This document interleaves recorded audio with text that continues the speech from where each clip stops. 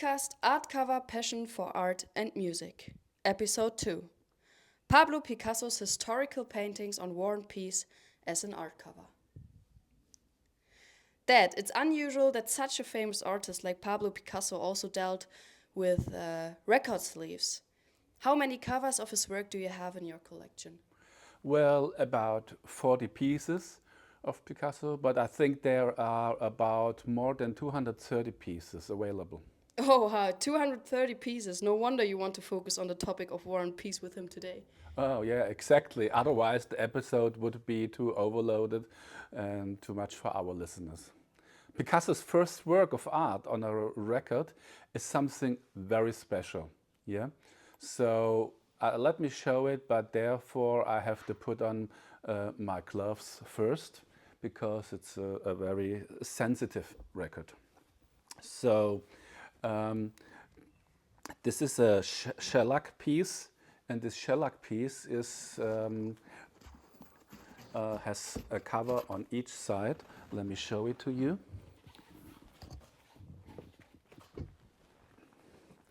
So this is the cover of the Pablo Picasso's Dove. It's on a black and white and a black background, depicted directly on the shellac record. And this is the other side of the motif. So a very nice motif on the shellac record. It also says the titles of the songs that were sung by Paul Robeson on it, on each side of the record. And it is signed by Picasso, but in an imprinted signature. Let me show you the first motif again. And also, so this was to one side, and again I will show you the other side. Okay, so then I will put it away in a safe place again, and I will continue to talk about this record especially.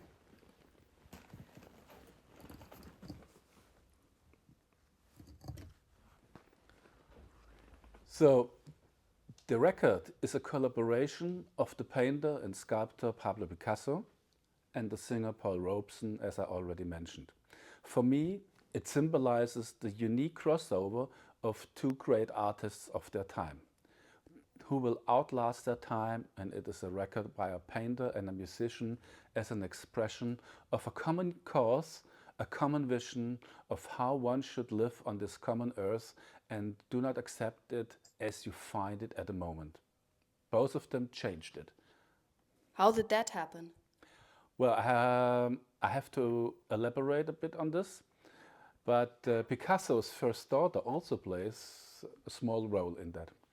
After World War II and the use of nuclear weapons, a peace movement emerged that reflected strong public opinion concern for peace. In August 1948, Picasso took part in a peace congress in Wrocław, which is today the former Breslau in Poland, and then traveled on to Auschwitz, the concentration camp. Fellow travelers remember how closed Picasso's face was after the terrible impressions. He took the arm of his friend Pierre Day and faced with the horror and said, "You were right. I had to come here." Picasso himself took part in the Paris Peace Congress as one of 200 delegates from 70 nations. Picasso's friend, the writer and poet Louis Aragon, an official of the French Communist Party and also a participant and co-organizer of the Congress, turned to Picasso to look for an emblem for the event. He chose this stuff that was on this album cover when he was looking for one poster motif for the Peace Activists Congress in 1949. Wandered through the Spanish artist studio on the Rue Grand Augustin. Aragon probably took a lithograph from the portfolio around lunchtime, and only 4 or 5 hours later, at around 5 p.m., the motif was already hanging in the streets of Paris, as you have seen on this album. And Picasso's daughter was born on the eve of the Paris Congress, and he gave her the name Paloma, the Spanish word for dove. I would have expected that he would have had a more exclusive attitude and not made his art available so generously. Oh, yeah, Picasso even made donations amounting to millions and campaigned against fascism and for peace. After the World Peace Congress from April 20th to 23rd in 1949, the dove motif went around the world on ceramic plates and scarves, on posters, on prints, even on stamps and pins and lithographs. And Picasso delivered a new interpretation of the symbolic animal for the following World Peace Congresses that took place in Sheffield, London, Berlin, in Prague, Stockholm, Vienna, Rome, and even Moscow. With the dove of peace, Picasso created an extraordinarily powerful, enduring political symbol that has been recognized of many activists for peace, freedom, and equality worldwide, and lasts even today. The pigeon became accessible to everyone, including on a record that I have shown you. Pablo Picasso's depiction of the two white dove motifs printed it directly onto the surface of Paul Robeson peace songs in 1949 and records these memorable events. The leitmotif of the Dove of Peace became one of the most important symbols of hope and most famous landmark of the peace movement. Especially in our present day, in view of the war in Ukraine, we encounter pigeons everywhere. And what does the singer Paul Robeson have to do with the uh, then most famous artist of the 20th century? Exactly. At the Paris Peace Congress, the speech by this black American singer, Paul Robeson, particularly excited the participants. At this point, Robeson was one of the world's most famous and recognized and well known personalities. He already we already met him in our first podcast episode with the Steinweiss cover for Songs of Freedom. You remember? He was not only a baritone singer, but also an actor, successful athlete. He was even a lawyer, but most famously, he was the son of a slave who had run away to the free northern states and who made it this mission to campaign for human and civil rights. Until the Cold War, he was one of the legendary co-founders of the US civil rights movement. And he was also linked to Picasso by his involvement in the Spanish Civil War against fascism. The Spanish Civil War and its international echo finally made Robeson a political activist. When the war began in 1936, he sent proceeds from his concert appearances to the Spanish Republic's aid fund and performed there himself in 1938. A film documentary about the Paris Peace Congress said, my citation, then the black American singer Paul Robeson speaks in English. He sings two songs, one in Spanish and the other in English. Joe Hill's ballad. The participants applaud enthusiastically. It's a real ovation. End of citation. So his speech roused people from all continents. Pablo Picasso's 1949 depiction of the Dove of Peace was printed directly onto the audio record. Significantly, the recording was Paul Robeson's Chant pour la paix, his singing for peace. In addition to the Union anthem, Joe Hill, the record includes the Afro-American spiritual Scandalize My Name, which is basically, it's about honoring your neighbor and not tarnishing your name. And then also including the song Freedom. Because when Hitler came to power, many Germans became political refugees. Thousands of them volunteered to fight for the Spanish Republic, and the song Freedom was one of the songs they brought with them. It's amazing that picture discs on shellac were already available at that time. Picture disc was around in the 1920s, but to my knowledge, this is one of the earliest images of a work of art on shellac. This 10-inch which runs on 78 revolutions per minute record, was one of the special picture discs with images covering the entire playing surface of both sides. To construct this kind of shellac core was sandwiched between two illustrated sheets, which were then coated with clear plastic onto which the recording was pressed. So Paul Robeson is hardly known today. At least I've never seen him as a name before we talked about him on our first episode. That's amazing. Yes, I can only recommend some books. It's very worthwhile to uh, hear more about him. I have these two books that I can recommend. These are the German versions, but they are also available in English. And I can only recommend them to every listener. In Berlin, there's not only the only worldwide Paul Robeson archive, but also a street named after him in Prenzlauer Berg district since 1978, as he made a memorable appearance as a peace ambassador in the eastern part of Berlin between 1958 and 1960. And he was honored by the Humboldt University and was awarded as an honorary doctorate. He ensured that the musical heritage of the slaves, the so-called Negro spirituals, was made accessible to the audience of millions.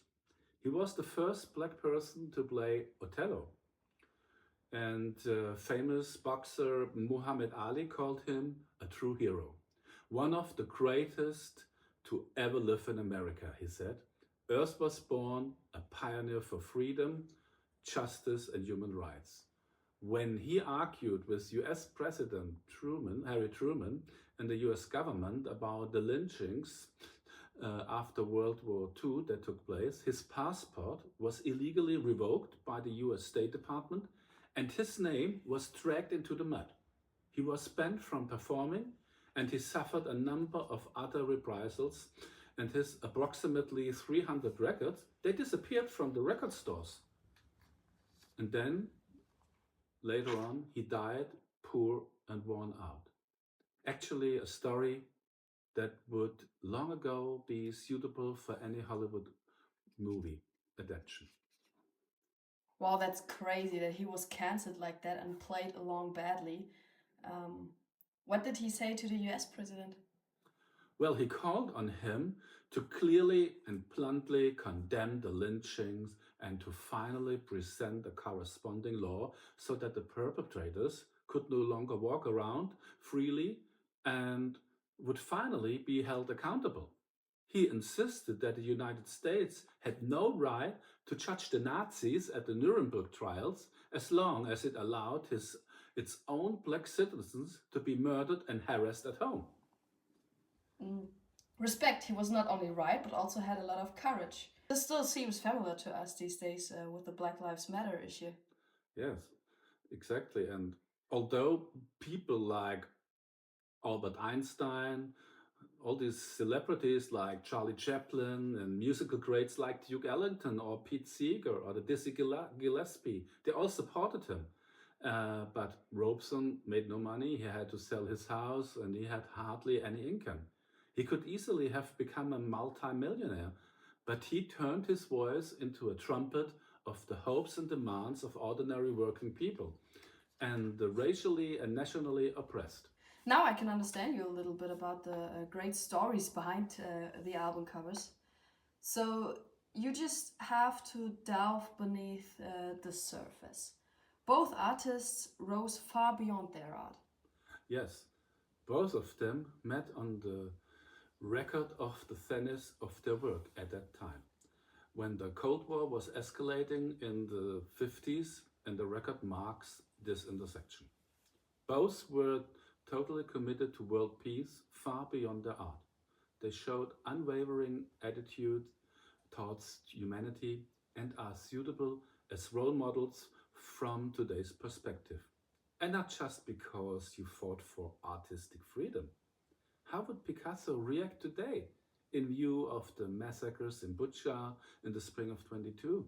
in the Ukrainian war, or by Hamas in October, or the Gaza crisis. What would Paul Robeson do? Would he have given a concert in Ukraine or Gaza? Their activities, their attitude, their sense of responsibility had a hearing and weight, which current artists with the highest sales worldwide have followed in their footsteps. Gerhard Richter, Anselm Kiefer, Bruce Nauman, Jeff Koons, Georg Baselitz, Rosemarie Trockel, Cindy Sherman, Olafur Eliasson, or David Hockney? No, I can't think of any artist who asserted their right to freedom as an artist in a comparable way with their beliefs and actions. Okay, maybe close to Ai Weiwei, maybe. Okay, but at least Taylor Swift was critical of the US Republicans and showed herself to be independent. But interesting that Paul Robeson was hit so hard and Pablo Picasso was spared. Yes, but Picasso also suffered a lot. In 1950, his visa application was rejected by the US government because he wanted to hand over signatures of peace activists during his stay, and he then never visited the USA himself. He was therefore not allowed to visit his two exhibitions at the Museum of Modern Art in New York in 1957 and in 1962. Imagine.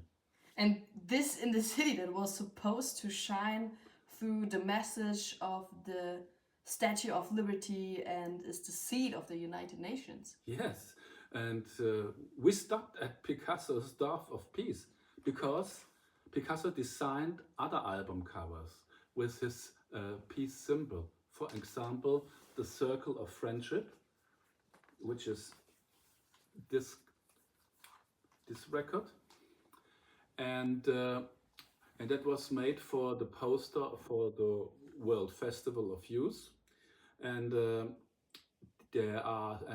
this World Festival had students and pupils from all over the world for peace in Helsinki in August 1962. And there were some more records where he showed his cover, like this one. You can see here exactly the dove, but also there's another one that has a circle with the dove in the middle, which is quite interesting. So there are a lot of peace symbols on records that Picasso had agreed with his painting Peace and United Peoples in 1958, for example, for the Congress in Rome, or the World Festival for Peace in Berlin. So it shows this record here that I would like to talk about a little further. This shows 4 people in black, yellow, red and white skin, symbolically grouped under a dove of peace. In this way, the unity and solidarity of people in peaceful coexistence is presented as desirable. He later developed the motif further for the front wall of the Peace Chapel in Vallauris and added 2 more paintings. Let me show this to you, how this, on this 7-inch record, these looked like before I will talk a little bit more about it. So this is the inside of this 7-inch cover, and you can flip it to the side and it will show you several paintings, and this one is here one painting that I will talk a little bit further, and this is the other one. And these paintings, you have to imagine, are in this chapel of Vallauris.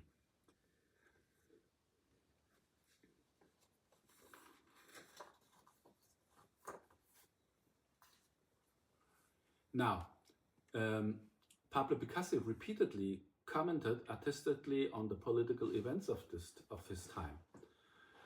Out of outrage over the Korean War, he painted the 2 monumental murals, the Peace and the War, for the Peace Chapel. These were the ones that I have shown you on the inside.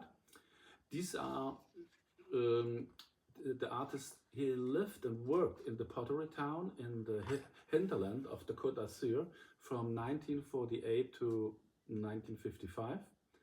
And this monumental work he created during the Cold War period. It required over more than 100 square foot of wood fiber panels, which were adapted to the shape of the dome. It was opened to its intended use in 1959. The war painting on his ancient chariot drawn by dark horses spreads misfortune and is stopped by justice, armed with a shield adorned with a dove. The other painting, he called Peace, is pictured using the figure of a tightrope walker as an expression of deliberate balance. And with the Pegasus, a dance of young girls and a family enjoying their quiet happiness in the sunshine under an orange tree.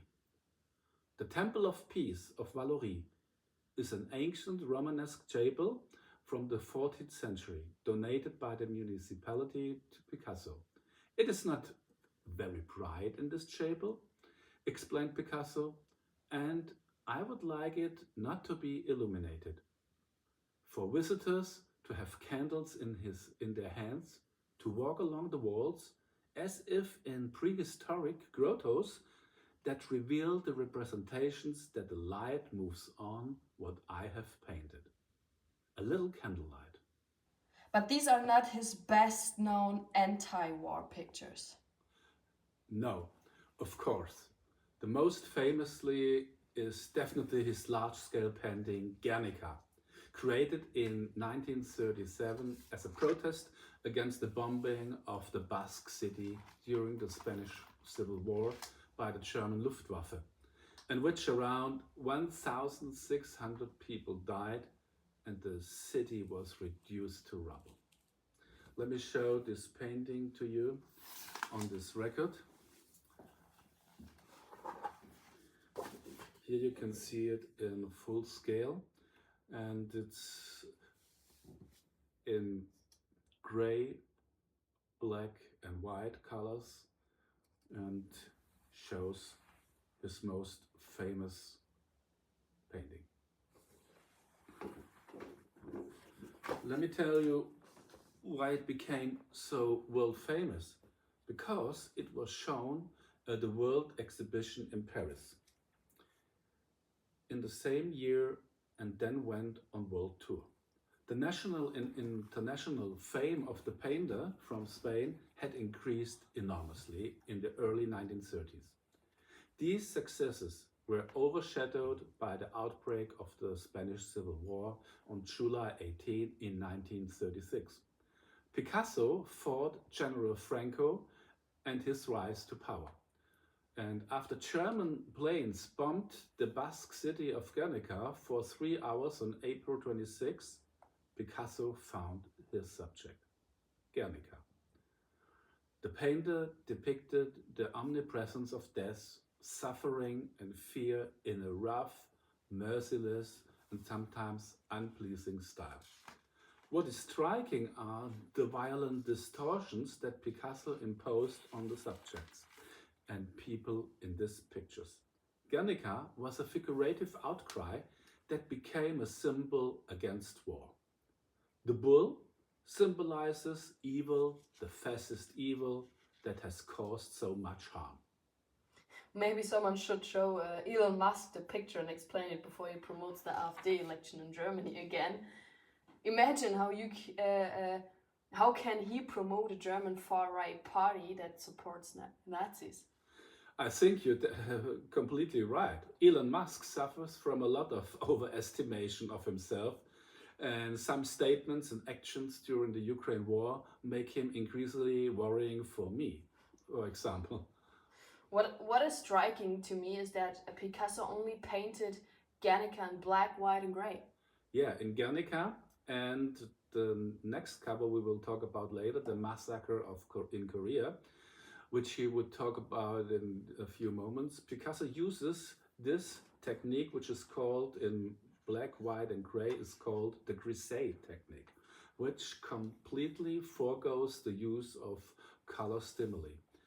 Everything appears in shades of grey, and the artist depicts the world in monotonous way without color. Picasso captivates the viewer in order to depict mental states and convey symbolic meanings. You told me that the painting was on permanent loan in New York, and you saw it during your visit to Madrid. What is it all about? How can it be on permanent loan and now be in Madrid? Well, Picasso made a statement in 1958 that his anti-war painting Guernica would remain on permanent loan at the Museum of Modern Art until the time has come for civil rights to be restored in Spain. He was very aware that he would be making a political statement every day in the middle of New York and thus in the heart of the art world. However, he will not live to see Spain's return to democracy. Picasso died in 1973, 2 years before the dictator Franco. The picture returned to Spain in 1981 and has been in Madrid ever since.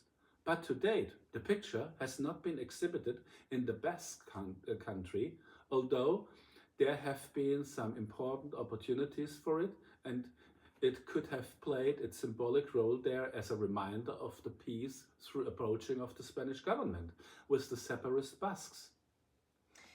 It's a shame that Picasso didn't have ordered that too. He certainly wouldn't like the fact that this work only remains in Madrid, would he? Yes, but Picasso was spared at the greatest disgrace with Guernica in February 2003.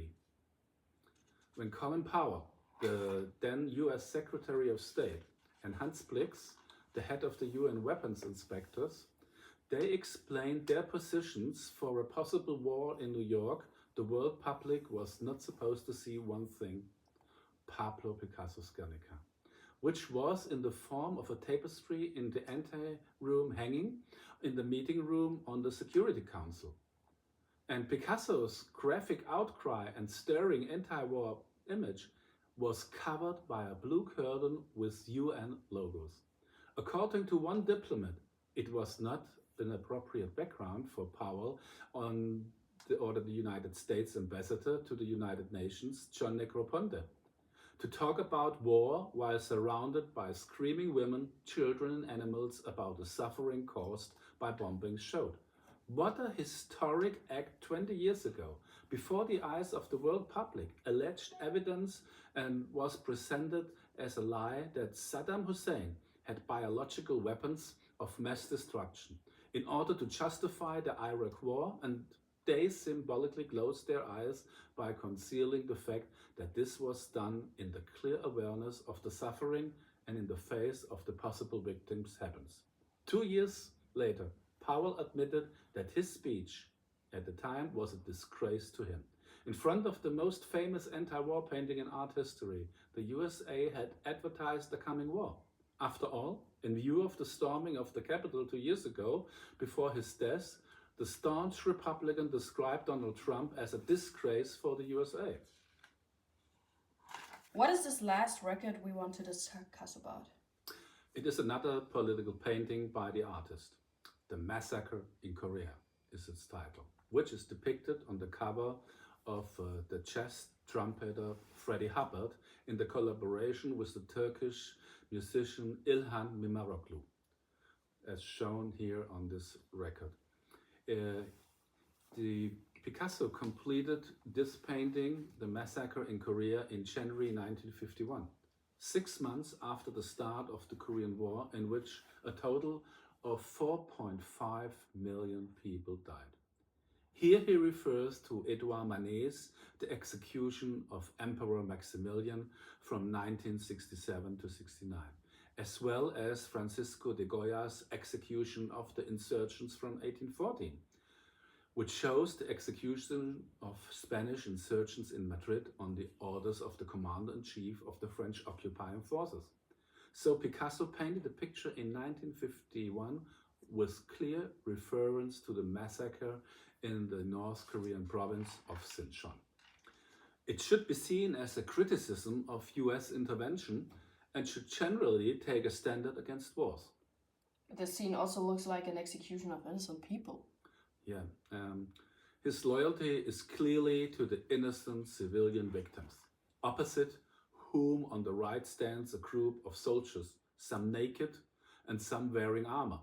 The perpetrators, whose faces are obscured by helmets. Their rifles, some of which have 3 barrels, are aimed at women and children. The warrior standing on the far right swings a sword to the group of women. Half turned away, the work, dominated by grey tones, shows on the left a group of 4 frightened looking naked women with their children seeking for help. 2 of the women are pregnant. A mountain and valley landscape with a river that divides the picture in the middle and a still burning ruin on the mountain from the background. His depictions and themes are truly timeless. If you just think of the current armed conflicts in Israel, Gaza, Ukraine, and Syria, war crimes are being committed against innocent civilians everywhere. Um, yeah, you should have an exhibition at this time, right? Yes, exactly. You're right. That would be very appropriate nowadays. The last time the Albertina in Vienna, in Austria, showed the exhibition Peace and Freedom with the Tate Liverpool and Louisiana in Denmark, and this was back in 2010, 2011. And what did they write about the music and pick this record with the dove of peace? The record doesn't even appear in the catalog there. It Oh, wasn't what shown a in the shame. exhibition. Yeah. Now we've talked a lot about the paintings on the covers. What connection did Picasso actually have to music? Well, Picasso said, I know nothing about music, and described himself as unmusical throughout his life. Nevertheless, he repeatedly discussed musicians, musical instruments, and dances in his work. In addition, his friendships and collaborations with contemporary composers such as Igor Stravinsky or Erik Satie and Manitas de la Plata testify to his engagement with musical topics. Now we're at the end of today's podcast episode. What happens next? In episode 3, we will talk about the pioneers of cover design who followed Frank Decker and Alex Steinweiss, such as the artists David Stone Martin or Ben Shorn, James Flora, etc. It will be more about music and covers again. I'm already excited and looking forward to it.